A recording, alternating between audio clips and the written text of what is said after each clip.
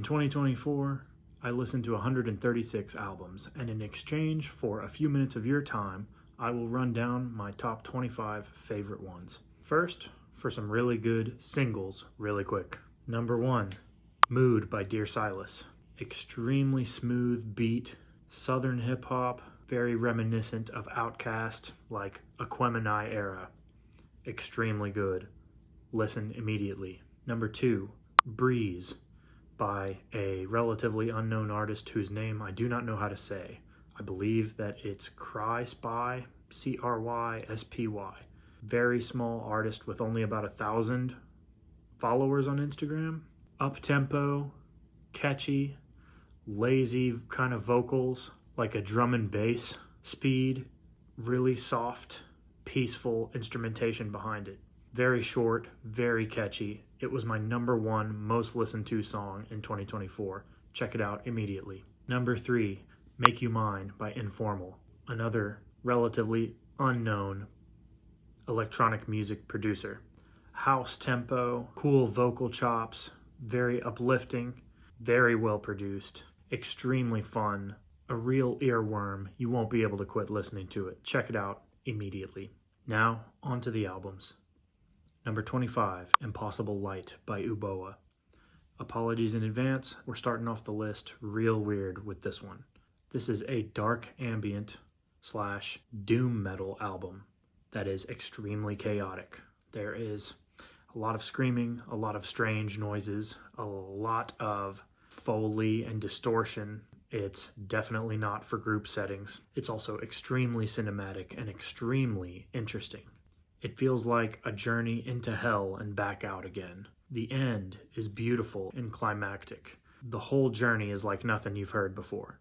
If you're down to take a walk on the musical wild side, give it a try. I promise the rest of the list is not as weird as this. Next up, Collection of Sounds Volumes 1 and 2. This is coming from Anthony Davis, and it is not this Anthony Davis. I'm talking about Anthony Davis, aka Ant, who forms one half of the hip-hop group Atmosphere. Ant produces all the beats for Atmosphere as well as other groups like Felt, Murs, and Living Legends. I have listened to Atmosphere since I was a young kid in high school, and I put Ant with the greats in terms of beat making. It takes a really good producer to create 2 full albums of purely instrumental beats that are such a pleasure to listen to. If you need something to study to or to actively listen to, this is a great option. Also, if you like these, be sure to pre-save on Spotify or wherever you have your music, Volume 3, which is coming out on January 24th. Number 23, Phasor by Helado Negro. Extremely pleasant listen. This is a very easy vibe. It's extremely beachy. I hear a lot of bossa nova influence in this. It really feels like you are exploring a beach that you've never seen before. This album is sung in both English and Spanish, but the songs have a way of just lazily floating into each other and putting you in this malaise to where you don't even really notice when he switches languages.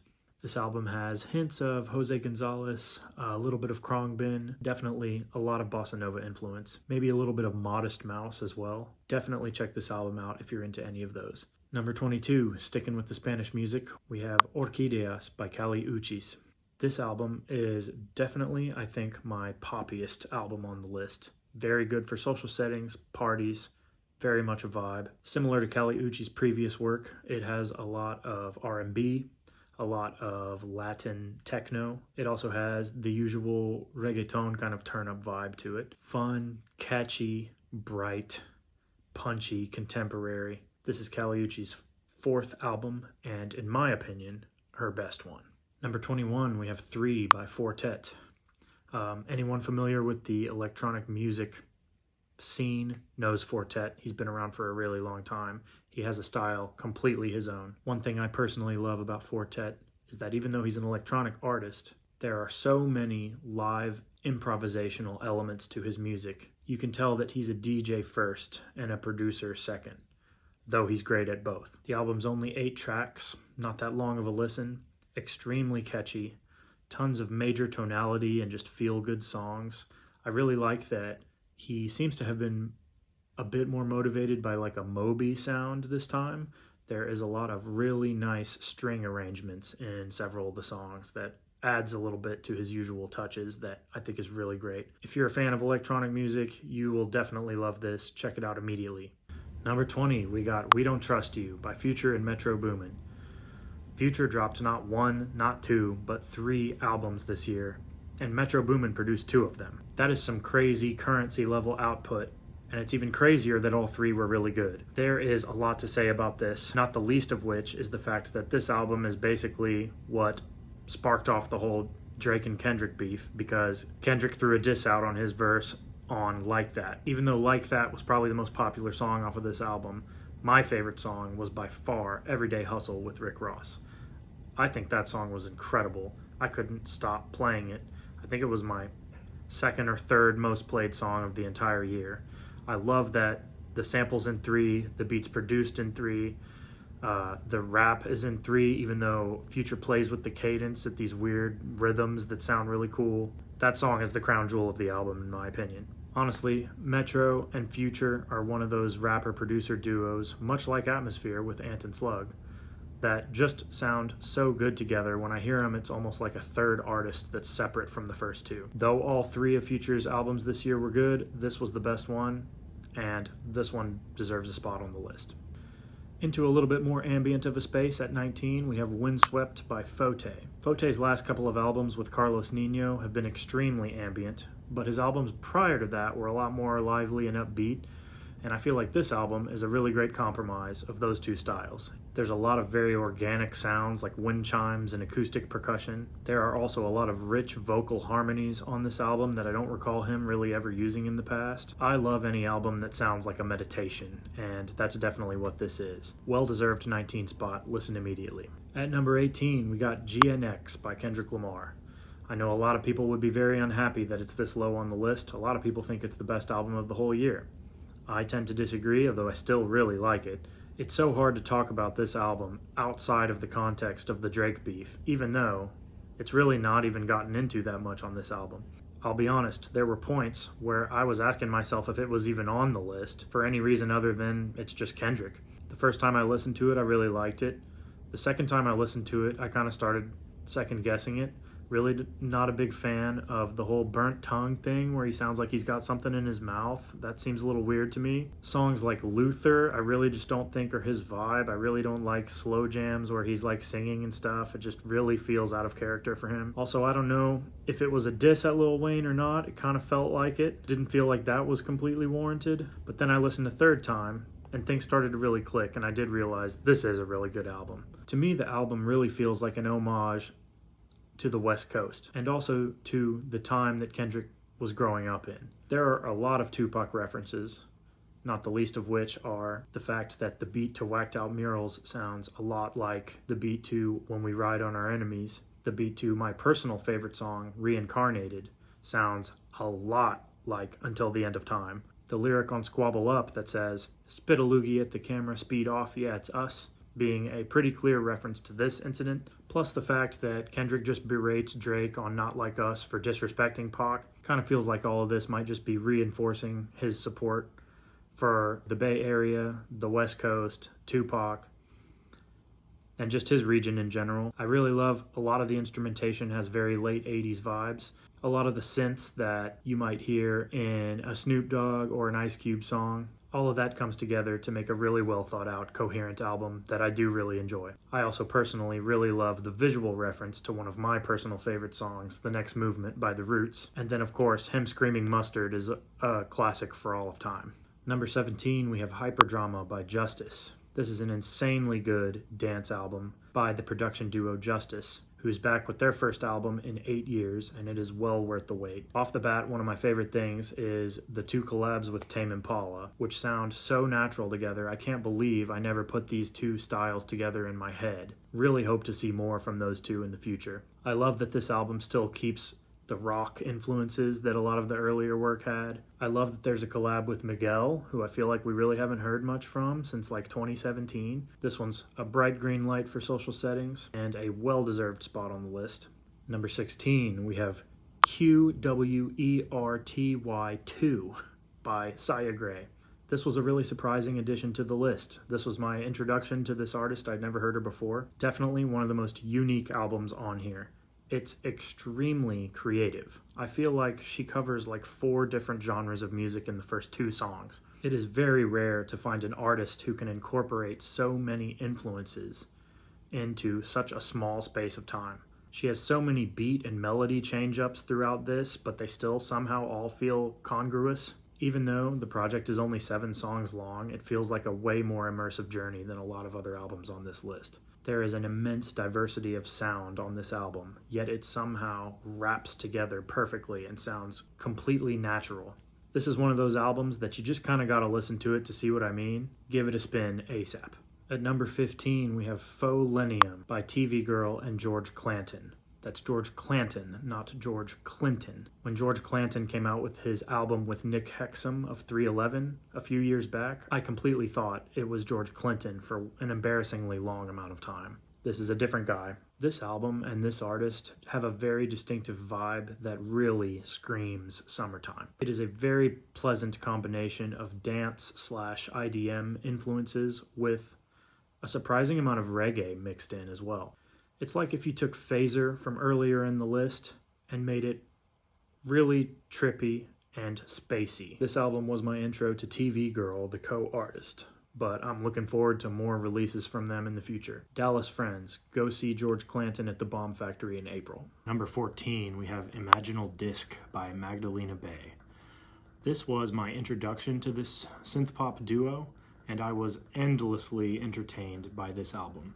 A little bit on the longer side, there are more tracks to this than a lot of the other albums. I can hear like 6 or 7 different artists in this album and as many styles. Like many synth-pop acts, they definitely have 80s sensibilities, but this album in particular fully embraces the 80s sound. Very shimmery synths. A lot of the drums have that 80s style flam echo on them. These songs all remind me of something that my mom would have on cassette when I was very young. It makes me think of like an 80s style roller rink or maybe like a school dance in the 80s or something like that. Excellent composition, excellent production, well-deserved spot on the list. Number 13, we got another pretty obscure one.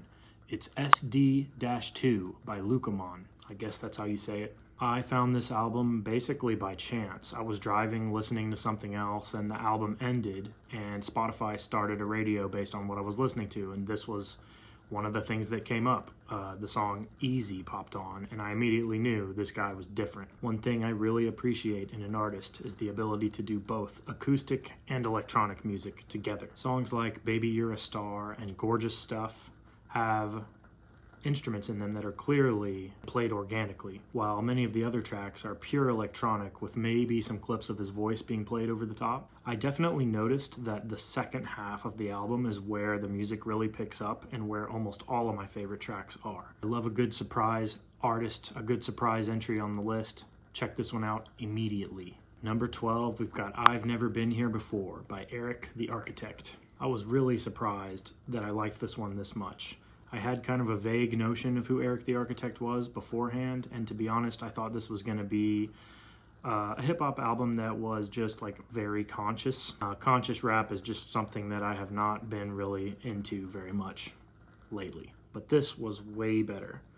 I'm talking about the deluxe version of the album, so be sure to listen to that because there's more songs and every single one is great. There are a huge variety of different kinds of beats and flows on this album. It's not just one style. A lot of them are drillish or trappish. If the washed out kind of spacey beats of 2-3 or Parkour sound familiar to you at all, it might be because they're produced by none other than James Blake, who is just one of a stellar lineup of producers that this album has, including Pale J, Kalen Ellis, and Rude Cat. Beef Patty really shakes up the album because it's a straight Afrobeat song, and Erick is able to change his lyricism to make it work with that rhythm. Erick himself also produces a good handful of songs on the album, including my personal favorite one called Jammy Jam. Excellent record. Number 11, it's Dark Times by Vince Staples. Vince has come a long way since causing the now infamous Christian mom meltdown over North North.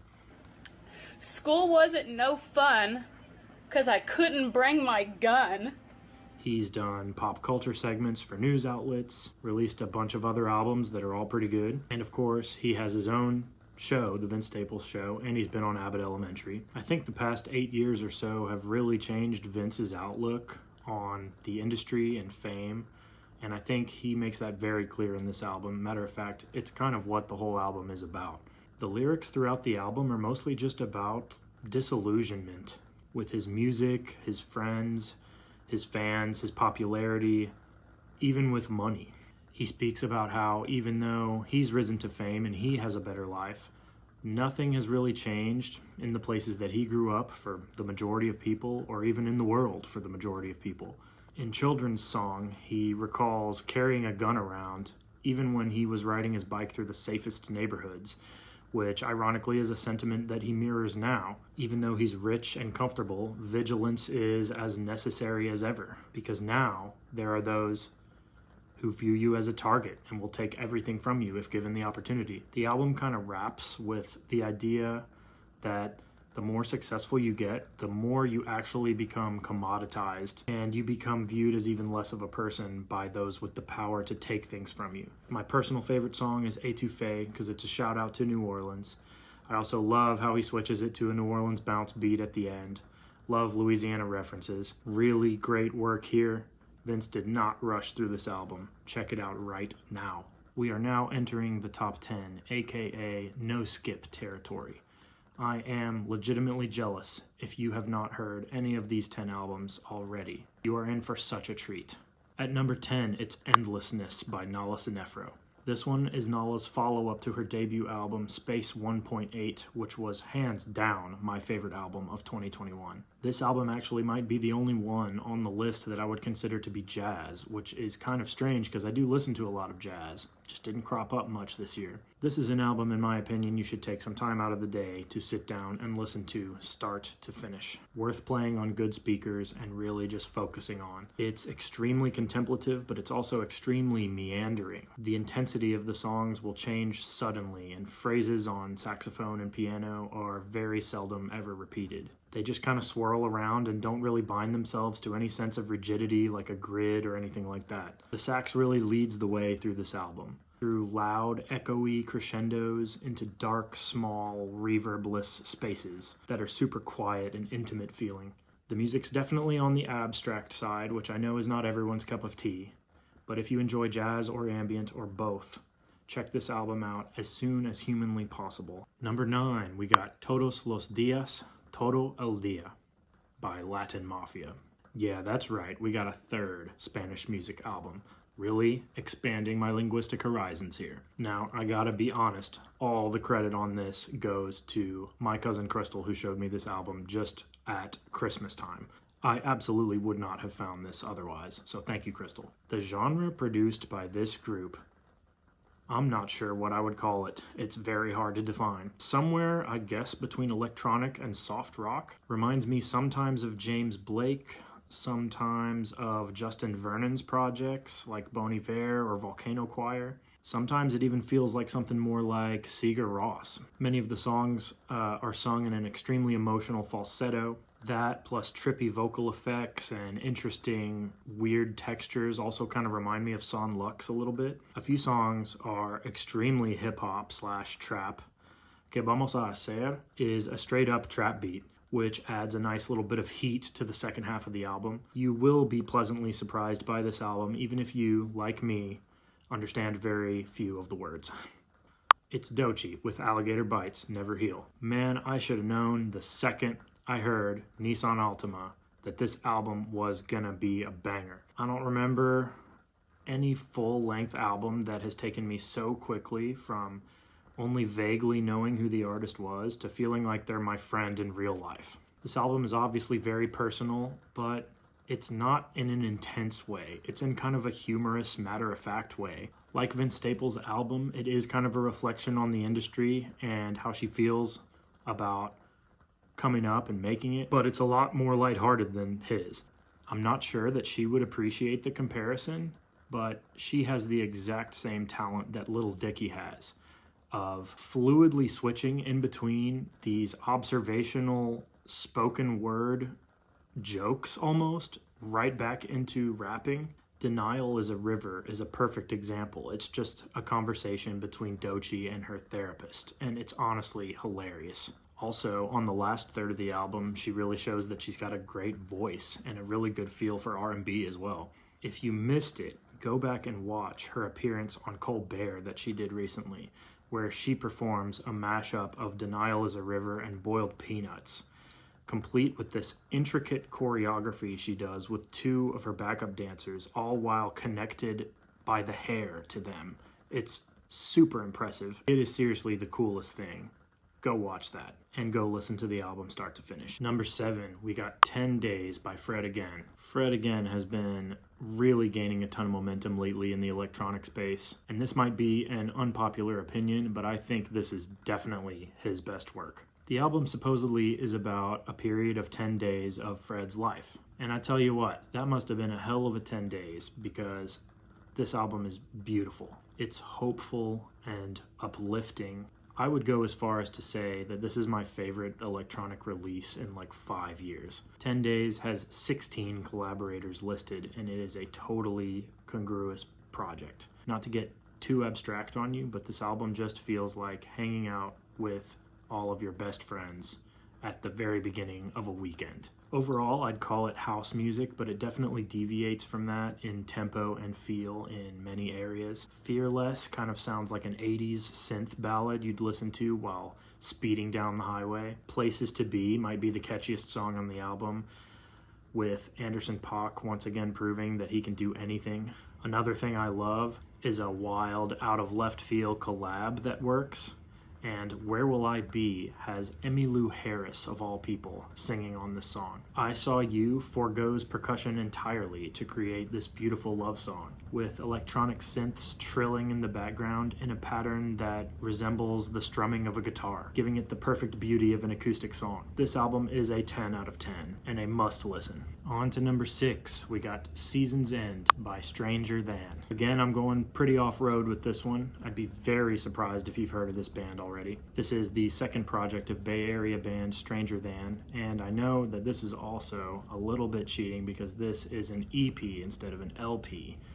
There's only 5 songs on it. The whole thing is only 15 minutes long, but it's way too good to ignore. If I had to describe Stranger Than's sound, it would be a perfect love child of Everclear, Nirvana, and Turnstile. You'll definitely know what I mean when you hear it. This album was the soundtrack to my summer. I must have played it all the way through 50 times. And I tell you what, these guys are on to something here. This is excellent rock music, and I listened to a ton of rock and metal projects this year, and very few of them stuck with me like this one. Give it a listen ASAP. It will not be a waste of your time. At number 5. I had to, I'm sorry, it's too good. While this album might not be the most poppy, it's definitely the most popular by sheer numbers on the list. I mean, there is no way you haven't heard this album, at least peripherally.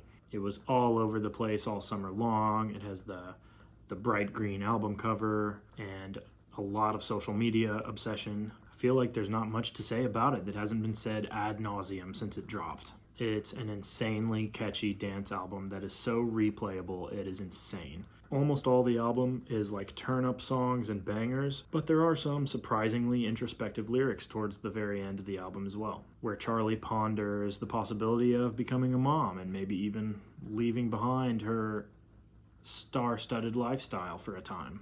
Look, call me a basic bitch if you must, but everyone knows this album is great. Number 4, I'm going with RICHAXXHAITIAN by Mach Hommy. This guy's really something else. If you knew about him prior to like 2 or 3 years ago, then you're a real head, because he made every effort to keep all of his music off of streaming services, as well as all of his lyrics kept off of sites like Genius. He also makes a point to keep his face covered during all public appearances and to never use his real name, which gives him kind of this mystique, almost like MF Doom or something. His style's actually not too dissimilar from Doom's, come to think of it. He has a very lazy cadence, and his beats are these really dusty, hazy, minimal percussion hip-hop tracks that are very much in like the Alchemist vein. He raps a lot about his Haitian heritage. He switches to Haitian Creole every so often in his verses. This is the second album of his that I've really sunk my teeth into, the first being Pray for Haiti. However, after some research, I came to realize that this album is actually the conclusion of what he calls a tetralogy, meaning a 5-album series that includes this one, Pray for Haiti, and 3 others. A huge part of what makes this album so good are the production choices. Mach Hommy produces a lot of the tracks himself, but he also has help from Conductor Williams and Kaytranada. Tons of weird like world music, samples that loop in these interesting ways. The lyrical subject matter is very topical and often political, which is good because it keeps you paying attention, especially because you can't look up his lyrics on Genius. An absolute must listen. Check out this artist. Top 3, here we go. Any of these 3 albums could have been number 1. They're all incredibly good. They've all spent time at the top of the list at one point or another throughout the year. They're all 10 out of 10 albums. They're all ones I'm going to listen to for years to come. Number 3, it's Here in the Pitch by Jessica Pratt. There's one word I would use to describe the album and Pratt's style in general, and that is haunting. All the songs are tantalizingly minimal, consisting of her voice, some percussion, and a dreary acoustic guitar played in like an empty room. This album has an extremely 1960s vibe to it. Something about the way that she records her voice as well as how she sings perfectly captures 50s and 60s psychedelia. Even though not all the songs are meant this way, they all come off to me as kind of scary. They have that same effect of when a horror movie will play a happy song at a terrifying part of the movie, just to kind of create that weird disconnect in your brain that feels a little bit disturbing. You'll feel the same way as you listen to this. Something about it just feels not quite right under the surface. This music feels like you are lost in an abandoned building in old Las Vegas sometime in the 60s. It feels like you're wandering around lost in one of those liminal background illustrations of a cartoon. The music makes you feel comforted and uncomfortable at the same time. This is the album that a ghost would make who is trapped in an abandoned nuclear test town. The songs are impossible to stop listening to. They have this weird enchantment in them that just holds your ear to it for the entire album. I'm telling you, when you listen to this, you're gonna feel like you might just float right off of the earth. This is an amazing project. I've never heard anything like this before. This is gonna be a classic. Drop everything and listen immediately. Number 2, You Won't Go Before You're Supposed To by Knocked Loose. Switching gears about as much as you can here. Look, you either like metal or you don't, I get it. But if you're into metal, hardcore, metalcore, anything related to that space, you've heard of this album before. They're kind of at that point in their career right before they dropped this album to where everyone's kind of holding their breath for them to make a pivot to a larger audience. I was certainly expecting them to capitalize on this newfound popularity, and I was fully expecting the album to make wild concessions towards people less familiar with music as heavy as theirs. They dropped a couple of singles that I really liked, but I was still fully expecting the album to be softer than usual. Then the album came out and I realized they did the exact opposite of what I was thinking they were going to do. This album is an onslaught of rage. This album doesn't give you an inch. There are no ballads, there are no slower songs, there are no change-ups in style. The album is pure brutality.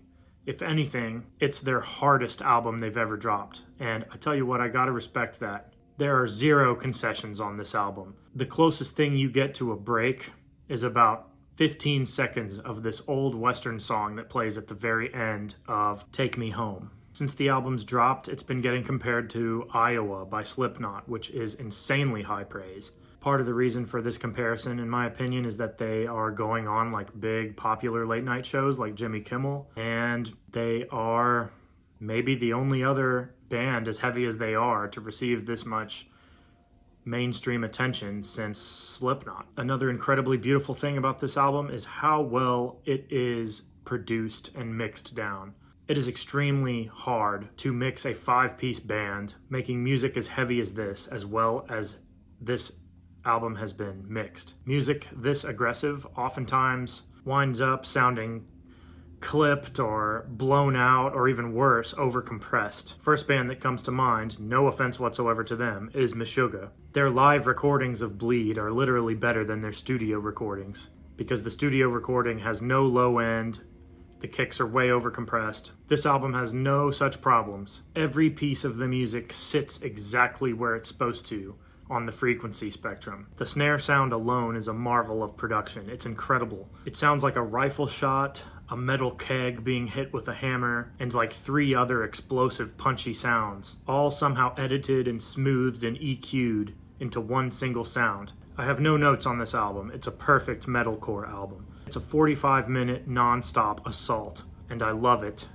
and you should listen to it right this very second. Finally, we're down to number 1. It's an album that I don't think I've seen in anyone's top lists, though I have made an effort not to look at very many, so that my own list wouldn't be too biased. It's called What Happened to the Heart by Aurora. Or, as my sister said when I told her this, that weird little blonde girl. You know what? Sometimes you just know a masterpiece when you hear it. This album is above all just touching. It's beautiful and emotional and catchy without being cheap. Every box you would ever want checked out of a dream pop album is checked. Every time I went back to listen to this album again, my decision to put it at the top of the list was reinforced over and over. To me, it feels like this album did, with ease, what every other pop musician was trying to do with their albums that they dropped this year, and then some, almost as an afterthought to its true vision. Aurora's vocal range and timbre is incredible and criminally underrated. She is an elite singer on the level with Ariana, and I don't say that lightly. Her voice sounds somehow ancient and futuristic at the same time. She has like 3 different vocal gears, and hearing her shift up into a new vocal gear is just thrilling and exciting. There are so many clear inspirations of this album, from Peter Gabriel to Stevie Nicks to Kate Bush or ABBA. There's even some like Norwegian folk music type of stuff in here. The music is soothing and heartfelt, but also intense and urgent, and it just ebbs and flows like the sea. Go ahead and call me soft if you must, but this was my number 1 personal favorite album of 2024. I would challenge anyone to listen to it and not at least admit that it's very good. If anyone's still here listening, I really appreciate it. Obviously, there were thousands of albums that came out this year. I didn't listen to all of them. Comment your favorites. Tell me if something should have been added to the list. Really do appreciate it, and much love.